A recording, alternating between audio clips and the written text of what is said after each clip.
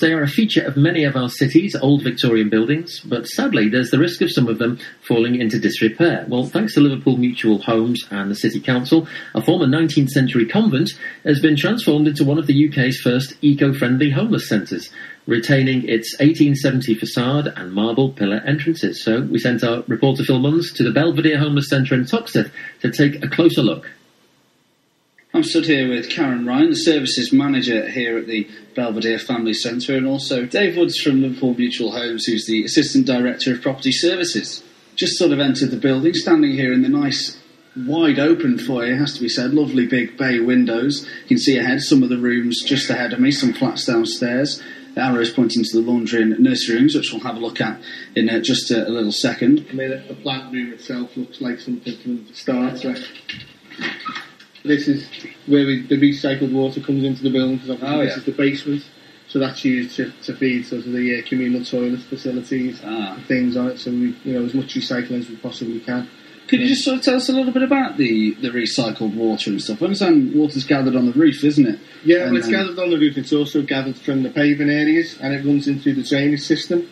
And it's pumped into here and then around the building to the areas that feed into the toilets, communal toilets and things. It's about 60% of the communal water, is that right? Yeah, that's right. One of the big challenges that we had with the building really was keeping the facade. So the facade of the building is 140 years old. So you can imagine this was two semi-detached properties knocked into one. It was like a bit of a rabbit warren, really. There was lots of small, pokey rooms all over the place. And it was used for a similar service before. And in reality, it wasn't really sort of conducive with people getting back on their feet and, getting a way to move forward.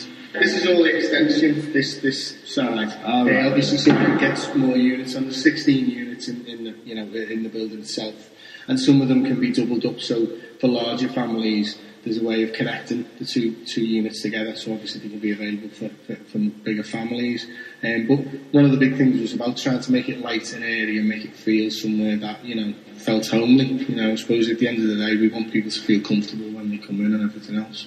The skylight's right the way through, and as we go up the building, we also see how, the light.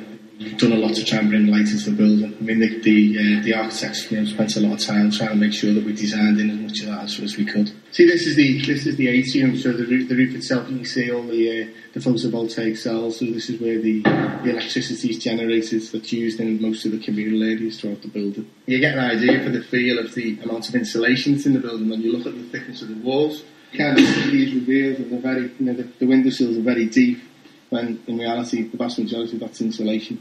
So that's all done to try and retain the heat during the winter months, and obviously will also help keep the building cool during the summer. The kitchens in the adapted units, the worktop heights can be adjusted and everything else for wheelchair users. So it's fully functional from the point of view of being able to be adapted for any disabled residents that may come in. To get sort of an overview of what the scheme does. It's basically a service that homeless families get referred in by Liverpool's Housing Options Service. So if somebody's become homeless, Housing Options would do an assessment. If there's a statutory need, they can place families here temporarily. So whilst people are here, we provide, between ourselves, Whitechapel and Shap, we've done this project jointly so that we can then provide excellent support, because we've both got organisations got experience working with homeless people, and we can support the families to address any issues that maybe led to them becoming homeless. And it's something that's happening more and more, isn't it? People becoming homeless, they do say, don't they, you're only ever sort of 2 wage packets away from losing your home.